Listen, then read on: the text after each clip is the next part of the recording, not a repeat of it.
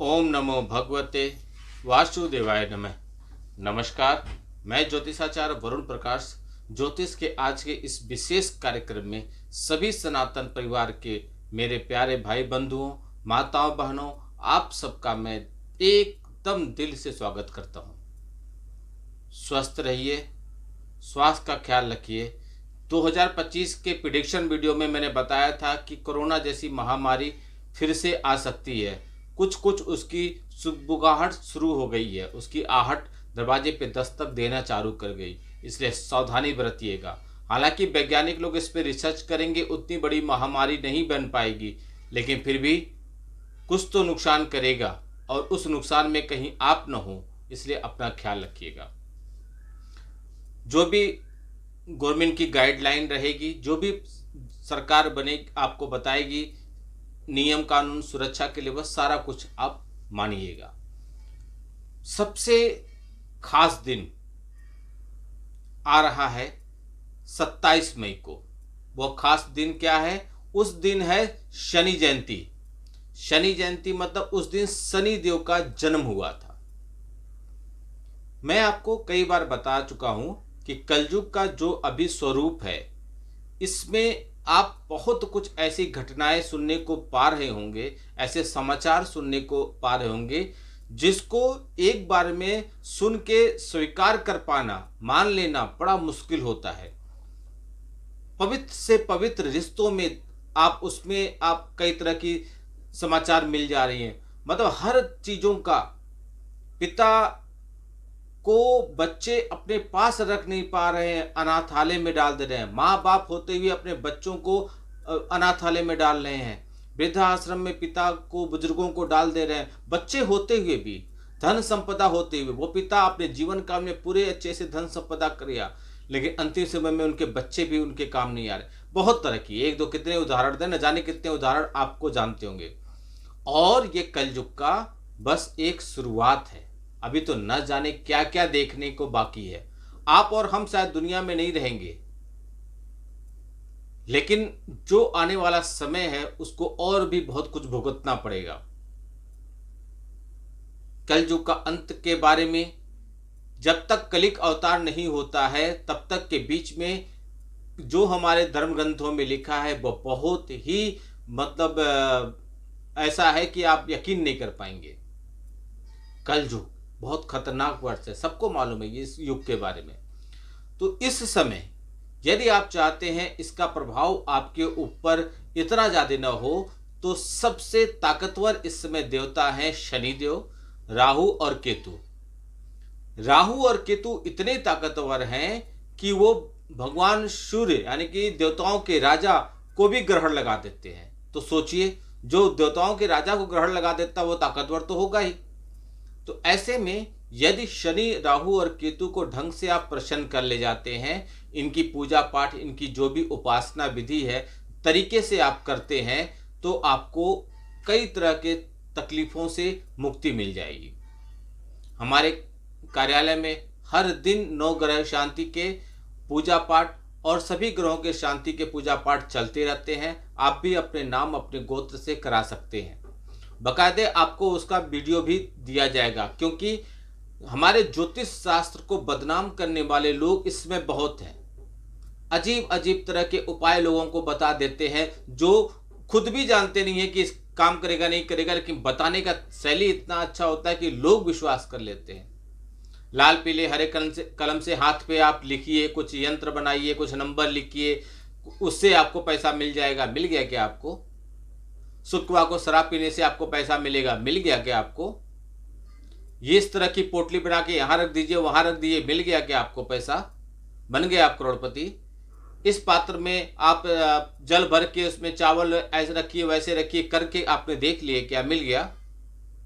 ईंट घिस के आप सर पे लगाइए, ईंट का ऐसा उपाय कीजिए, वैसा उपाय कीजिए, मंगल के लिए, हो गया क्या आपका? कुछ नहीं होगा। सफलता तभी मिलेगी, आपके जीवन की सारी बातें ईश्वर ने कुंडली के रूप में आपके लिए पहले से निर्धारित कर दिया है।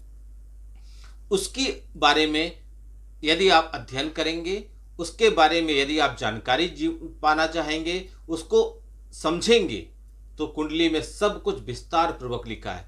आपकी मृत्यु कब होगी वह भी कुंडली में साफ साफ लिखा है। आप कितना धन अर्जित करेंगे, कितना आपके पास होगा, परिवार, धन दौलत, सब कुछ विस्तार पूर्वक लिखा है। अब उसके अनुसार यदि आपका जीवन नहीं चल रहा तो निश्चित तौर पे आपकी कुंडली में कुछ ग्रह हैं जो आपको डिस्टर्ब करें, उनकी यदि आप शांति करें, उनका वह ग्रहों की उपासना करें, उस कुंडली के अनुसार जो ग्रहों की शांति वह करें, तब ही जाके आपको सफलता मिलेगी, अन्यथा करते रहिए। मैं किसी ज्योतिषाचार्य को गलत नहीं कहना चाह रहा हूँ, सभी लोग अपनी अपनी जगह पे सही हैं, लेकिन मेरा उद्देश्य है कि जो मैं आपको बोला हूँ कि आप 9 ग्रह की शांति आपके नाम और आपके गोत्र के अनुसार होगा, उसका वीडियो दिया जाएगा। इसके पीछे उद्देश्य यह है कि मैं नहीं चाहता सनातन धर्म पे, हमारे ज्योतिष शास्त्र से आपका किसी भी तरीके से विश्वास टूटे, या आपको कभी न लगे कि हमारे साथ छल हुआ, छलावा हुआ, धोखा हुआ। हम नहीं कर पाएंगे, आपको बता देंगे, लेकिन यदि हमने आपकी जिम्मेदारी ली है तो उसको समाप्त करके ही हम चैन से बैठेंगे, दम लेंगे। ये हमारा उद्देश्य है। हम जब भी ज्योतिष शास्त्र या अपने गुरु से कुछ भी दीक्षा पाते हैं, ज्ञान पाते हैं, तो हम उनको वचन देते हैं कि हम इन वचनों से बंधे रहेंगे। हम आपकी कुंडली देखने के लिए 10,000, 20,000, 50,000 चार्ज नहीं कर सकते, क्योंकि हमने गुरु को अपने वचन दिया है। एक निश्चित मूल्य है जो हमको जीवन जीने के लिए चाहिए, उतना ही मुझे चाहिए, बस। चलिए तो आगे बढ़ते हैं।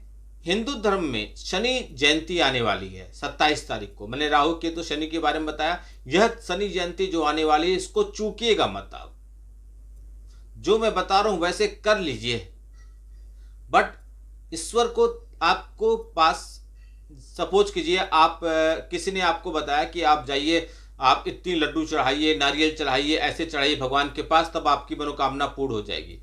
अब आपके पास तो नहीं है, परेशान में है, और अब उल्टा आपको कोई खर्चा बता दे रहा है, तो आप कैसे करेंगे? तो ईश्वर ये नहीं कहते हैं कि आप लाखों करोड़ों का उनको दान दीजिए, ये यह कीजिए, वह कीजिए। जो मंदिरों में दान पेत्री लगी है वह सिर्फ मंदिरों के इनकम के लिए है, ईश्वर के लिए नहीं है। वो मंदिरों के विकास के लिए है। मंदिरों में जो लोग काम करते हैं उनके वेतन के लिए हो सकता है, इसके लिए है। ईश्वर को नहीं चाहिए। ईश्वर से आप खुद ही मांगने जा रहे हैं, तो ईश्वर को आप देंगे क्या? और आपके पास इतना हो गया क्या कि आप ईश्वर को दे सकते हैं? कभी इस अहंकार में मत आइएगा। आपके पास जीवन में कभी भी इतना नहीं हो सकता कि आप ईश्वर को आप कुछ दे दें। ईश्वर के पास आप कल्पना नहीं कर सकते, उससे भी कहीं ज्यादा है। और आप जैसे न जाने कितने पुत्र हैं, उनको पुत्रियां हैं, माताएं, बहनें हैं, और सबको वो अथा देते हैं। उनका भंडार कभी खत्म नहीं होता। तो आप ईश्वर के पास मंदिरों में जाके दान मत दीजिए। यदि दान करना है तो ईश्वर के नाम पर दान मत कीजिए, वो मंदिर के नाम पर दान कर दीजिए। खुद आप भिखारी हैं, ईश्वर के पास मांगने जा रहे हैं, तो आप उनको क्या देंगे? तो मैं बता रहा था आपको कि जो ये 27 तारीख का विशेष दिन है, इस दिन का जो मैं आपको बताऊंगा वह ईमानदारी से कर लीजिए। मैं बता रहा था कि ईश्वर को चढ़ाने के लिए किसी ने बोल दिया आप ऐसे कीजिए, वैसे कीजिए, और आपके पास व्यवस्था नहीं बन पा रही है, तो ईश्वर आपके भाव देखते हैं। मान लीजिए कि आपने लड्डू चढ़ाया, आप श्रद्धा रखिए, विश्वास रखिए, आपका एकदम ईश्वर के प्रति समर्पण होना चाहिए, बस इतना ही काफी है। कभी कभी आपने किताबों में पढ़ा होगा कि रोड के किनारे जो किलोमीटर का मार्क लगा होता है, जिसको लिखा रहता है कि ये वाला शहर इतनी दूरी पे है, इतनी दूरी पे है, ठीक है, इंडिकेटर बोलते हैं उसको। वो जो होता है उस पे भी एक चरवाहा डेली जाके डंडा मारता था और भगवान शिव शिवलिंग समझ के पूजा भी कर देता था। ईश्वर उससे भी प्रसन्न हो गए। तो ईश्वर वो भाव है आपके अंदर होना चाहिए, आपके अंदर श्रद्धा होना चाहिए, समर्पण होना चाहिए, स्नेह होना चाहिए। ईश्वर को कभी आजमाने के लिए मत कीजिए कि आपने उसको ऐसे कर दिया है, उसने ऐसे पूजा किया तो मैं भी ऐसे करूंगा, मुझको भी ऐसे कीजिए। नहीं, सबके कर्म अलग अलग होते हैं, सबके भाग्य अलग अलग होते हैं, सबके कुंडलियों में ग्रहों की स्थितियां अलग अलग होती हैं। उसने वैसा किया, वो ग्रहों के हिसाब से किया, आपने देखा देखी वैसा किया, आपके ग्रह उसको सपोर्ट नहीं कर रहे हैं, तो आपको लाभ कैसे होगा? उसने ग्रहों के लिए अनुसार किया, कुंडली के अनुसार किया, और आपने उसके अनुसार किया, आदमी को देख के, तो कैसे होगा लाभ? लाभ तभी मिलेगा जब आप कुंडली के अनुसार उपाय करेंगे। लेकिन शनिदेव के साढ़े साथी में शनिदेव के प्रभाव से जो लोग हैं और राहु केतु के प्रभाव से जो लोग गुजर रहे हैं, यानी कि इस समय शनिदेव के प्रभाव से है मकर कुंभ, मकर राशि साढ़े साथी खत्म हो गई, कुंभ मीन और मेष राशि ये लोग शनि के साढ़े साथी में हैं और दो राशियां शनि के ढैया में चल रही हैं और राहु और केतु के प्रभाव में भी सिंह राशि और कुंभ राशि है। इनके लिए विशेष तौर पे यह है, बाकी सभी लोग करिए तो शनि देव आपको जरूर पैसा देंगे, धन दे देंगे, शांति देंगे। तो पंचांग के अनुसार हर वर्ष ज्येष्ठ माह की अमावस्या तिथि के दिन शनि जयंती का पर्व आता है। धार्मिक मान्यता के अनुसार जेठ अमावस्या जिस दिन पड़ता है उसी दिन न्यायप्रिय कर्मफलदाता सूर्यदेव के छाया पुत्र शनिदेव का जन्म हुआ था और वह तारीख थी 27 मई। लेकिन तारीख के हिसाब से आप अपनी जन्मदिन मनाते हैं, देवताओं की तारीख के हिसाब से नहीं माना जाता, तिथि के हिसाब से चलता है। तो 27 तारीख हर साल मत बनाइएगा, वो तिथि के साथ तारीख डिसाइड होता है, ईश्वरों का आपकी तारीख के अनुसार होता है। इस बार यह मंगलवार के दिन 27 मई का होगा। कहीं कहीं समय के अनुसार मुहूर्त का ऊपर नीचे हो सकता है, वो अपने जगह पे आप देख लीजिएगा। आप पंचांग खोलेंगे तो आपको मिल जाएगा, मोबाइल पे पंचांग मिल जाता है। इस बार शनि जयंती के दिन ना बहुत ही शुभ और दुर्लभ योग बन रहे हैं। कई तरह के दुर्लभ योग का निर्माण होगा। वैदिक ज्योतिष शास्त्र में शनि जयंती पर शनिदेव देवगुरु बृहस्पति की मीन राशि में विराजमान रहेंगे, गुरु के साथ रहेंगे। वहीं इस दिन सूर्य और बुध का युति भी होगी, वृषभ राशि में बनेगा, जिसपे सूर्य बुधादित्य योग बनेगा, बुधादित्य योग बनेगा। बुध मतलब बुध, आदित्य मतलब सूरज, तो दोनों का योग बनेगा। सुख और वैभव के कारक ग्रह शुक्र उच्च राशि मीन में रहेंगे, जिस वजह से राजयोग का निर्माण होगा कई राशियों के लिए। वह राशियां कौन है मैं आगे बताऊंगा। और इसके अलावा इस दिन सर्वार्थ सिद्ध योग भी है, त्रिपुष्कर राज योग का भी निर्माण इस दिन हो रहा है। तो समझे कितना इंपॉर्टेंट अवसर आ रहा है। शनि जयंती ज्येष्ठ मास की अमावस्या को मनाई जाएगी। इस वर्ष ज्येष्ठ मास की अमावस्या 26 मई के दोपहर में 12:11 पर शुरू होगा। अब जो नॉर्थ ईस्ट में रहते हैं उनका मान लीजिए कि 11 बजे शुरू होगा, तो वही यूपी में आएंगे, बिहार में आएंगे, महाराष्ट्र में जाएंगे, साउथ में जाएंगे, थोड़े थोड़े समय का डिफरेंस है। इसलिए मैं बोला हूँ पंचांग के हिसाब से समय देख लीजिएगा। अपने जहाँ पे आप हैं स्थान के हिसाब से पंचांग के हिसाब से समय देख लीजिएगा, तो आपको समय मिल जाएगा।